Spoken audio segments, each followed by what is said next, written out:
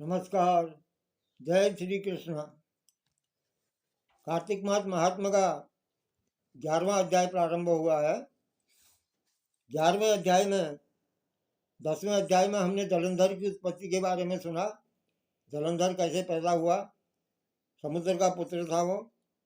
11वें अध्याय में जलंधर के बारे में आगे बता रहे हैं नारद जी। राजा पृथु को कह रहे हैं कि एक समय जब समुद्र का पुत्र जलंधर अपनी स्त्री बंदा के सहित अवसरों से सम्मानित हो रहा था, सभा में बैठा था, तभी गुरु शुक्राचार्य वहां आए और उनके तेज से सब दिशाएं प्रकाशित हो गई। तब गुरु जी को आता देख करके असुरों सहित सागर पुत्र ने उठ करके, जलंधर ने उठ करके बड़े आदर से शुक्राचार्य को प्रणाम किया। तेजस्वी गुरु जी ने सबको आशीर्वाद दिया। फिर उनको एक दिव्य आसन पर बैठा करके दैत्य भी यथास्थान बैठ गए। और सागर पुत्र ने नम्रता से यह प्रश्न किया, जलंधर ने, सागर पुत्र है वो, तो उसने नम्रता से प्रश्न किया, हे गुरु जी, राहु का सिर किसने काटा था, आप हमें बताएं। इस पर शुक्राचार्य जी ने पिरोचन पुत्र हिरण्यकश्यप और उसके धर्मात्मा पौत्र का परिचय दे करके देवताओं और असुरों द्वारा समुद्र मंथन की कथा सुनाई, यानी जलंधर की सभा में समुद्र मंथन की संक्षेप में कथा कहने के बाद बताया कि जब समुद्र से अमृत निकला तो उसे देव रूप बनाकर राहु भी पीने बैठ गया था। इस पर इंद्र के पक्षपाती भगवान विष्णु ने राहु का सिर काट डाला। यह सुनने के साथ ही जलंधर के नेत्र लाल हो गए और उसको बड़ा क्रोध आ गया, जो है राहु का सिर क्यों काटा। फिर उसने धस्मर नामक दूत को बुला करके गुरु को कहा हुआ सब वृतांत सुनाया और आज्ञा दी कि तुम शीघ्र ही इंद्रपुरी में जाकर इंद्र को मेरी शरण में लाओ। धस्मर जलंधर का बड़ा निपुण दूत था। वह शीघ्र ही इंद्र की सुधर्मा नामक सभा में गया और उसने जलंधर के शब्दों में कहा, हे देवताधम, तुमने समुद्र को क्यों मथा, मेरे पिता के सब रत्नों को क्यों ले लिया, ऐसा करके तुमने अच्छा नहीं किया। यदि तू अपना भला चाहता है तो उन सब रत्नों सहित देवताओं के साथ मेरी शरण में आ जा, अन्यथा हे सुराधम, मैं सत्य कहता हूँ तेरा राज्य ध्वंस कर दूंगा। ये जलंधर के शब्द जो है उसके दूत ने इंद्र को सुनाए। इंद्र यह सुनकर बड़ा विस्मित हुआ और कहने लगा,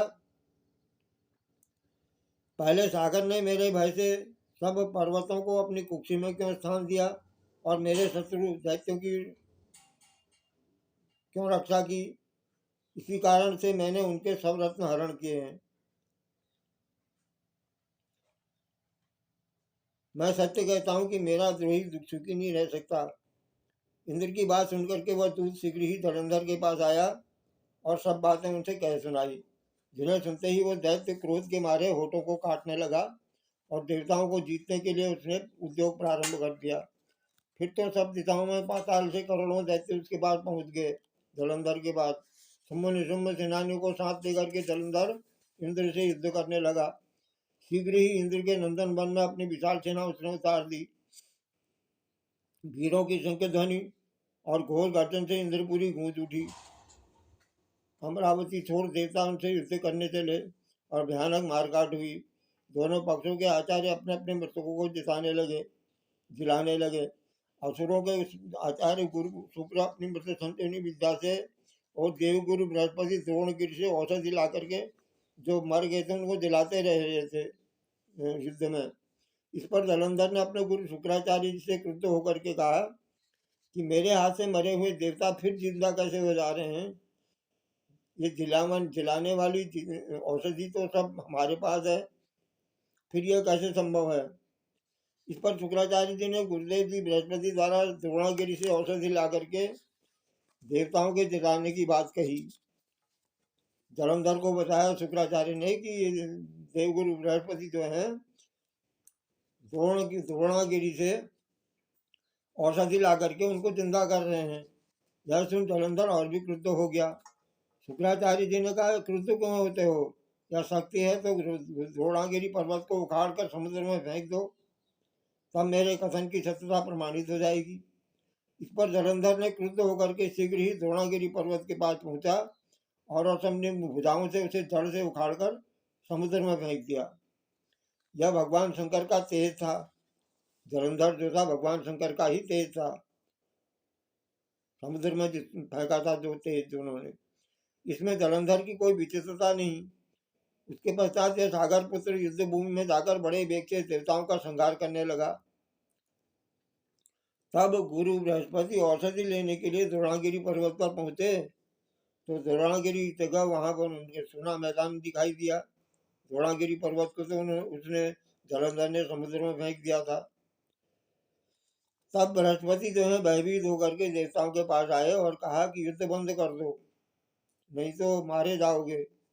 तुम लोग यह जलंधर को नहीं जीत पाओगे। यह अजेय है, भगवान शंकर के अलावा इसे कोई मार भी नहीं सकता है। यह उसी का फल है। यह सुनकर देवता युद्ध की आज्ञा त्याग करके, युद्ध की आशा त्याग करके अत्यंत व्याकुल होकर के इधर उधर भाग गए। सिंधु सुत निर्भय होकर के, यानी जलंधर निर्भय होकर के अमरावती में प्रविष्ट हो गया और इंद्र आदि सब देवता जो हैं वहां से अमरावती से भाग गए। देव गुफाओं में शरण ले ली उन्होंने। इस प्रकार जलंधर ने इंद्र पर कब्जा कर लिया। अमरावती, इंद्र की नगरी अमरावती में कब्जा कर लिया और देवता इंद्र आदि जो है वो गुफाओं में शरण लेने के लिए भाग निकले। इस प्रकार ये 11वां अध्याय भगवान श्री राधा कृष्ण को समर्पित है। जय श्री कृष्ण।